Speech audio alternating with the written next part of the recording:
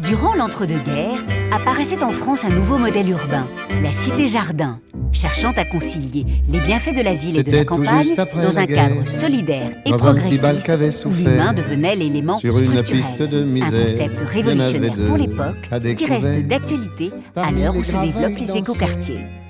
Quand on lance cette idée des cités-jardins, on la lance avec l'idée que ça va être un modèle tellement merveilleux que les gens ne voudront plus habiter que dans des cités-jardins.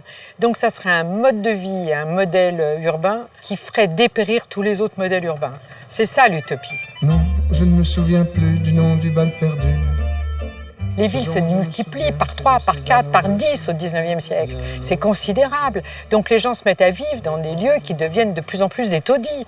Et les gens qui énoncent des théories sur que doit être la ville moderne développent en fait des idées qui circulent dans le monde entier déjà. Donc quand Howard va faire son idée de cité-jardin, il est allé à Chicago, il est allé à New York, il est allé en Australie, il est allé en Chine, il est allé partout. Et en fait, c'est pas du tout un spécialiste de l'urbain au départ, mais c'est la grande question. Donc il va écrire un livre en 1898. Le livre va être immédiatement diffusé dans le monde entier et tout le monde va vouloir en faire. On aura des cités-jardins dans le monde entier.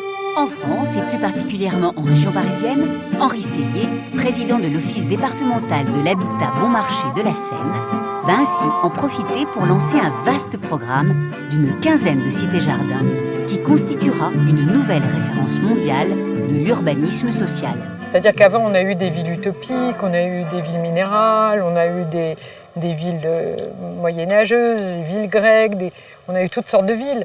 Mais les cités-jardins, c'est, je crois, un système qui correspond en grande partie aux aspirations et aux valeurs des gens du XXe siècle.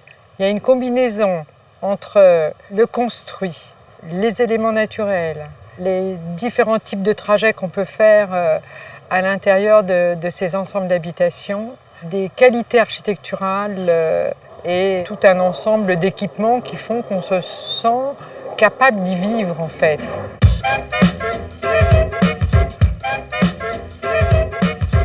Au départ, on fait des cités-jardins parce qu'on est totalement insatisfait de la ville du 19e siècle. Donc la proposition est de dire on peut faire vivre les humains autrement, c'est-à-dire on peut les faire vivre ensemble au lieu de les ségréguer et on peut partager tous les modes de confort qui sont offerts au XXe siècle plutôt que de les réserver seulement à certains. Donc on propose une mixité sociale par classe d'âge avec une mixité sociale de catégorie sociale.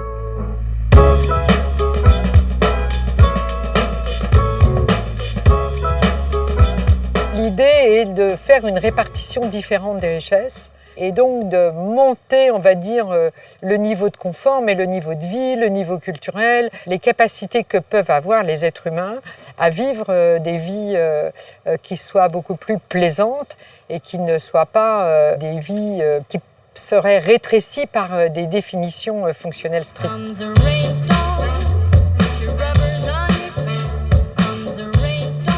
Ça va être au contraire des lieux d'éducation. C'est-à-dire qu'on va apprendre à protéger de son corps, à se soigner et donc à être moins malade, à vivre plus longtemps. Avoir des enfants, de protéger les enfants qu'on a et donc faire baisser énormément la mortalité infantile. Apprendre à l'école, donc monter son niveau de vie, avoir des métiers beaucoup plus ouverts. C'est dans les cités-jardins qu'on va créer les premiers dispensaires. La protection des femmes qui ont des bébés, je veux dire, ça se fait aussi d'abord dans les cités-jardins. Donc il y a des tas de choses qui nous paraissent tout ce qu'il y a de plus banal, qui n'existaient pas avant.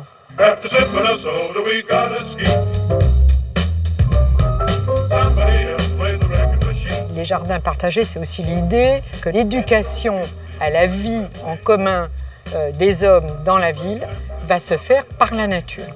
On introduit la nature pour ça, parce que les éléments de nature peuvent être détruits. Et en fait, si les gens qui habitent la ville ne détruisent pas les éléments de nature, ça veut dire qu'ils acceptent de les partager avec les autres. Et en acceptant de les partager avec les autres, ils acceptent de vivre avec les autres. Longtemps considérées comme dépassées par les pouvoirs publics, les cités-jardins connaissent depuis quelques années un regain d'intérêt, à l'image de celle de Stein, vouée à devenir l'un des nouveaux pôles touristiques de la région. Pendant la période où on va construire des grands ensembles et constituer les réseaux des villes nouvelles, on va complètement laisser en désuétude les cités-jardins. Mais il y a une réaction des habitants des cités-jardins, donc les hommes vont trouver que c'est peut-être un exemple désuet, mais ça leur convient tout à fait, ils veulent rester là. Donc il va y avoir des luttes entre habitants des cités-jardins qui vont résister à l'idée d'éradication des cités-jardins.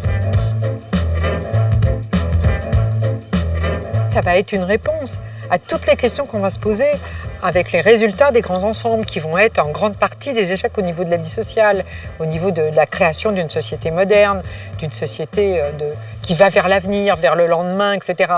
Mais on n'imaginait pas du tout dans les années 50-60 qu'on allait continuer à vivre dans les cités-jardins.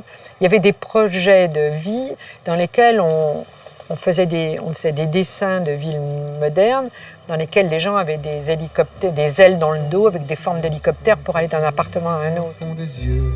Moins fantaisistes mais bien réels, les cités-jardins demeurent donc encore aujourd'hui une belle promesse, ne demandant qu'à voir se poursuivre l'idéal qui les a fait naître.